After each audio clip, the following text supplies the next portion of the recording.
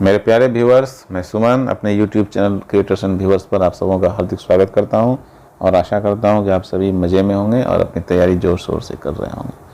आपकी तैयारी को और मजबूती प्रदान करने के लिए आज मैं प्रतियोगिता दर्पण अप्रैल 2023 अंक से आर्थिक परिदृश्य लेकर प्रस्तुत हूँ और आशा करता हूँ कि आपके लिए अत्यंत उपयोगी सिद्ध होगा।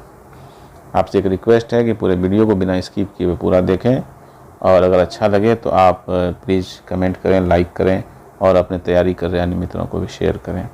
और अगर आप पहली बार मेरे चैनल पर आए हैं तो प्लीज़ इसे सब्सक्राइब कर बेल नोटिफिकेशन को भी ऑन कर लें ताकि जो भी वीडियो मैं अपलोड करूं आप तक आसानी से पहुंच सके। यहाँ ये उल्लेखनीय है कि आप तक जो मैं तथ्य पहुंचा पा रहा हूं आर्थिक परिदृश्य से संबंधित, ये अप्रैल 2023 प्रतियोगिता दर्पण से संकलित है और इसके लिए मैं प्रतियोगिता दर्पण पत्रिका और उनकी पूरी टीम का अनेक आभार व्यक्त करता हूं और आपसे एक रिक्वेस्ट करता हूं कि जब आप मेरे वीडियो को पूरा देख लें, इसके बाद प्रतियोगिता दर्पण पत्रिका को एक बार आप उसका एक फास्ट रिव्यू कर लें ताकि आपको सारे तथ्य अच्छे से आत्मसात हो जाएं। तो चलिए मित्रों, शुरू करते हैं प्रतियोगिता दर्पण अप्रैल 2023 अंक से संकलित आर्थिक परिदृश्य की। शुरुआत करते हैं। 2022-23 में देश में खाद्यान्नों का रिकॉर्ड उत्पादन, कृषि मंत्रालय के दूसरे अग्रिम अनुमान। फसल वर्ष 2022-23 में कृषिगत उत्पादन के दूसरे अग्रिम अनुमान कृषि मंत्रालय ने 14 फरवरी 2023 को जारी किए। ऐसे पहले अग्रिम अनुमान 22 सितंबर 2022 को मंत्रालय के द्वारा उस समय जारी किए गए थे जब केवल खरीफ उपजों के अनुमान ही उपलब्ध थे। दूसरे अग्रिम अनुमानों में अब रबी और खरीफ दोनों उपजों के अनुमान शामिल किए गए। ताज़ा दूसरे अग्रिम अनुमानों में 2022-23 में देश में खाद्यान्नों का कुल उत्पादन अब तक के सर्वोच्च स्तर पर 323.55 मिलियन टन रहने का कृषि मंत्रालय का आकलन है। खाद्यान्नों में गेहूं, चावल, जौ व मक्का का उत्पादन जहां रिकॉर्ड स्तर पर रहने का अनुमान है, वहीं ये जो अन्य उपजों से में जो चना, तिलहन, रेपसीड व सरसों का उत्पादन भी रिकॉर्ड स्तर पर रहने का अनुमान लगाया गया है। ये सभी उत्पादन इन उपजों के विगत 5 वर्षों में प्राप्त किए गए औसत उत्पादन की तुलना में भी अधिक ही है। आगे बढ़ते हैं। जो दूसरा फैक्ट है वो ये है कि अनाज की 100% पैकिंग जूट की बोरियों में ही करना अनिवार्य है। जूट उद्योग को बढ़ावा देने के उद्देश्य से जूट पैकेजिंग सामग्री अधिनियम 1987 के तहत अनाजों की 100% पैकिंग जूट की बोरियों में ही करने के प्रावधान को 2023-24 के लिए भी बरकरार रखा गया। 2023-24 के लिए इस आशय का निर्णय आर्थिक मामलों पर मंत्रिमंडलीय समिति CCEA की प्रधानमंत्री श्री नरेंद्र मोदी की अध्यक्षता में 22 फरवरी 2023 की बैठक में लिया गया। इस निर्णय के अनुसार अनाजों की 100% पैकिंग जूट की बोरियों में ही करनी होगी, जबकि चीनी के मामले में 20% पैकिंग जूट की बोरियों में ही किया जाना बरकरार रखा गया है। वर्ष 2018 तक अनाज की 90% पैकिंग ही जूट बैग्स में करना अनिवार्य था। चीनी के मामले में यह अनिवार्यता 20% की ही थी। अनाजों की 100% पैकिंग जूट की बोरियों में ही करने की अनिवार्यता का निर्णय नवंबर 2018 में किया गया था। आगे बढ़ते हैं। PM किसान योजना की 2000 की जो रुपये की जो 13वीं किस्त वो 8 करोड़ से अधिक पात्र किसानों के बैंक खाते में अंतरित कर दी गई। किसानों को पूरक आय प्रदान करने के उद्देश्य से दिसंबर 2018 में शुरू की गई प्रधानमंत्री किसान सम्मान निधि योजना की 13वीं किस्त प्रधानमंत्री श्री नरेंद्र मोदी ने 27 फरवरी 2023 को पात्र किसानों के बैंक खातों में ट्रांसफर कर दी। कर्नाटक में बेलगावी में संपन्न एक समारोह में प्रधानमंत्री श्री मोदी ने एक बटन दबाकर 8 करोड़ 2 लाख पात्र किसानों के खाते में कुल मिलाकर 16,800 करोड़ की राशि इस किस्त के तहत प्रत्यक्ष लाभ अंतरण DBT के जरिए जमा कर दी। इससे पूर्व इस योजना की 12वीं किस्त 17 अक्टूबर 2022 को लगभग 8 करोड़ किसानों के बैंक खाते में ही जमा हो सकी थी, अक्टूबर 2022 के किस्त जारी करने से पूर्व किसानों के लिए ई-KYC अनिवार्य किया गया था। बार बार याद कराने के बाद भी जिन किसानों ने अपना KYC पूरा नहीं कराया था, उनके खातों में किस्त का हस्तांतरण रोक लिया गया था। इसी के चलते 12वीं किस्त के समय पात्र किसानों की संख्या घट गई थी। आगे बढ़ते हैं। अगला जो फैक्ट है वो ये है, वाइब्रेंट विलेज प्रोग्राम। देश की उत्तरी सीमा के सामरिक महत्व को स्वीकार करते हुए सीमावर्ती गांवों के समुचित विकास के लिए इस कार्यक्रम का उल्लेख वित्त मंत्री श्रीमती निर्मला सीतारमण ने 2022-23 का बजट प्रस्तुत करते हुए किया था। 2022-23 से 2025-26 की अवधि के लिए 4800 करोड़ रुपये के वित्तीय आवंटन के साथ इस केंद्र प्रायोजित कार्यक्रम को केंद्रीय मंत्रिमंडल की 15 फरवरी 2023 की बैठक में मंजूरी प्रदान की गई है।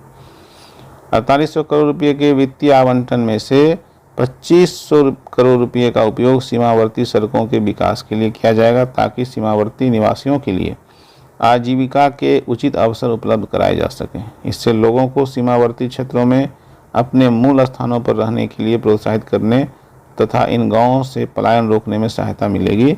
साथ ही सीमा की सुरक्षा में सुधार होगा।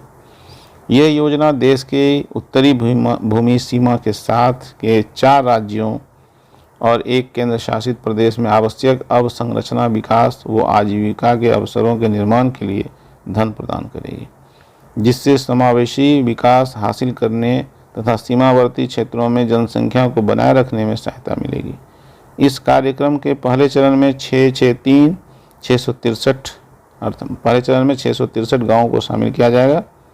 जिन प्रमुख उद्देश्यों को योजना के तहत हासिल करने का प्रयास किया जाएगा, उनमें सभी मौसम अनुकूल सड़कें, पेयजल, सौर तथा पवन ऊर्जा पर केंद्रित विद्युत आपूर्ति, मोबाइल तथा इंटरनेट कनेक्टिविटी, पर्यटक केंद्र, बहुउद्देशीय सेंटर तथा स्वास्थ्य एवं वेलनेस सेंटर भी शामिल है। आगे बढ़ते हैं। मोबाइल फ़ोन सेवा बाजार में विभिन्न सेवा प्रदाताओं की बाजार हिस्सेदारी। अगर हम वायरलेस यानी मोबाइल फ़ोन सेवा बाजार में विभिन्न सेवा प्रदाताओं की जो बाजार हिस्सेदारी की बात करें, तो ट्राई के अद्यतन आंकड़ों के अनुसार दिसंबर 2022 के अंत में मोबाइल वायरलेस फ़ोन सेवा बाजार में सबसे अधिक 37.14% हिस्सेदारी रिलायंस जियो की थी, जबकि 32.1% हिस्सेदारी के साथ भारतीय एयरटेल का इसमें दूसरा स्थान था। विभिन्न सेवा प्रदाताओं की बाजार हिस्सेदारी के निम्नलिखित आंकड़ों से यह स्पष्ट है, इस बाजार में निजी क्षेत्र का ही वर्चस्व है। अगर हम जो दिसंबर 2022 के अंत की स्थिति का आकलन करें, तो रिलायंस जियो की हिस्सेदारी है 37.14, भारतीय एयरटेल जो दूसरे स्थान पर है 32.16, Vodafone Idea 21.11, BSNL 9.34, MTML 0.24, Reliance कंप्यू 0.0002। उपर्युक्त आंकड़ों से स्पष्ट है कि दिसंबर 2022 के अंत में वायरलेस फ़ोन सेवा बाजार में सार्वजनिक क्षेत्र की हिस्सेदारी 9.58% ही रही, जबकि निजी क्षेत्र की हिस्सेदारी 90.42% रही। आगे बढ़ते हैं। भारत पाकिस्तान द्विपक्षीय व्यापार में वृद्धि। वाणिज्य मंत्रालय के आंकड़ों के अनुसार भारत और पाकिस्तान के बीच द्विपक्षीय व्यापार में चालू वित्तीय वर्ष में वृद्धि हुई है। 8 फरवरी 2023 को लोकसभा में एक प्रश्न का उत्तर देते हुए वाणिज्य एवं उद्योग राज्य मंत्री श्रीमती अनुप्रिया पटेल ने बताया कि 2022-23 के पहले 9 महीनों अप्रैल से लेकर दिसंबर 2022 तक में दोनों देशों के बीच व्यापार 1.35 अरब डॉलर का हो गया था, जबकि पिछले वर्ष 2021-22 में पूरे वित्तीय वर्ष में यह 51.64 करोड़ डॉलर का ही था। उन्होंने बताया कि 2019-20 में दोनों देशों के बीच द्विपक्षीय व्यापार 83.06 करोड़ डॉलर था, जो बाद में घटकर 2020-21 में 32.93 करोड़ डॉलर ही रह गया था। उल्लेखनीय है कि 2022-23 के पहले 9 महीनों में पाकिस्तान के साथ भारत का द्विपक्षीय व्यापार जहां 1.35 अरब डॉलर का था, इसी अवधि में भारत और चीन के बीच द्विपक्षीय व्यापार 87 अरब डॉलर का था। आगे बढ़ते हैं। गर्मी के बढ़ते प्रकोप के चलते देश में विद्युत की मांग में भी रिकॉर्ड वृद्धि हो गई और ये स्वाभाविक भी है। दिसंबर 2022 व जनवरी 2023 में भीषण ठंड के बाद अब फरवरी व आगे के महीनों में देश में भीषण गर्मी के आसार हैं और तेजी से बढ़ती गर्मी के कारण इस वर्ष फरवरी के महीनों में ही कार्यालयों में पंखे, एसी चलने लगे हैं। इससे विद्युत की खपत में तीव्र वृद्धि के आसार हैं।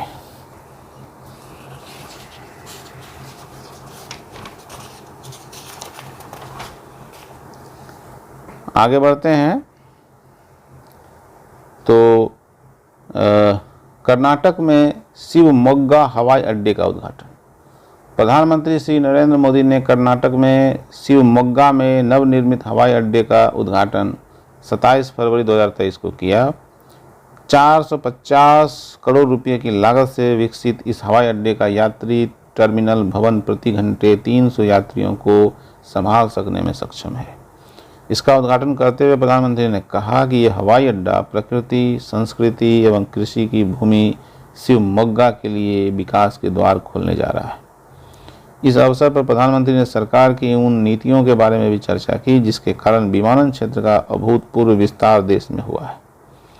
प्रधानमंत्री ने हवाई चप्पल पहनने वाले आम नागरिकों को हवाई जहाज में यात्रा करने के समर्थ बनाने के लिए, अपने सपने को साकार करने के लिए और सस्ती हवाई यात्रा उनके लिए प्रदान करने के लिए उड़ान योजना का भी उल्लेख इस अवसर पर किया। कर्नाटक के पूर्व मुख्यमंत्री श्री BS येदियुरप्पा के जन्मदिन पर राज्य के इस हवाई अड्डे के उद्घाटन के अवसर पर केंद्रीय नागर विमानन मंत्री श्री ज्योतिरादित्य M सिंधिया ने कहा कि शिवमोग्गा हवाई अड्डे ने देश में नागर विमानन को एक नई ऊंचाई देने के साथ साथ कर्नाटक में समृद्धि के नए द्वार खोल दिए। साथ ही उन्होंने बताया कि पूरे देश के लिए ये गर्व की बात है कि जहां 2014 तक देश में मात्र 74 हवाई अड्डे थे, वहीं आज शिवमोग्गा एयरपोर्ट के उद्घाटन के बाद हवाई अड्डों की संख्या दुगुनी 148 हो गई है। अब कुल संख्या 148 है हवाई अड्डों की संख्या, अर्थात पिछले 9 वर्षों में हवाई अड्डों की संख्या में 100% की वृद्धि हुई है। शिवमोग्गा हवाई अड्डे के उद्घाटन से 2 सप्ताह पूर्व मध्य प्रदेश में रीवा हवाई अड्डे का शिलान्यास नागरिक उड्डयन मंत्री श्री ज्योतिरादित्य सिंधिया ने किया था। इसके लिए चौरहटा हवाई पट्टी का रीवा एयरपोर्ट के रूप में विस्तार किया जाएगा। हवाई पट्टी का एयरपोर्ट के रूप में विस्तार हो जाने से इस क्षेत्र में पर्यटन एवं उद्योग के बेहतर अवसर खुलेंगे।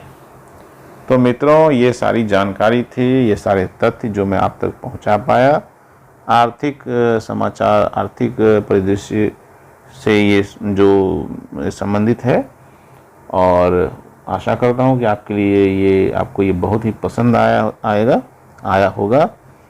और प्लीज़ आप अगर अच्छा लग गया हो, आप इससे संतुष्ट हैं तो प्लीज़ लाइक करिए, दूसरे को, मित्रों को शेयर भी कीजिए, मुझे कमेंट कर भी बताइए। और फिर से मैं कह रहा हूँ कि अगर आप नए हैं, पहली बार ही मेरे चैनल पर आए हैं, तो प्लीज़ मेरे चैनल को सब्सक्राइब कर दीजिए। और मिलते हैं फिर नेक्स्ट वीडियो में नेक्स्ट टॉपिक के साथ। तब तक के लिए व्यस्त रहिए, मस्त रहिए। Good bye.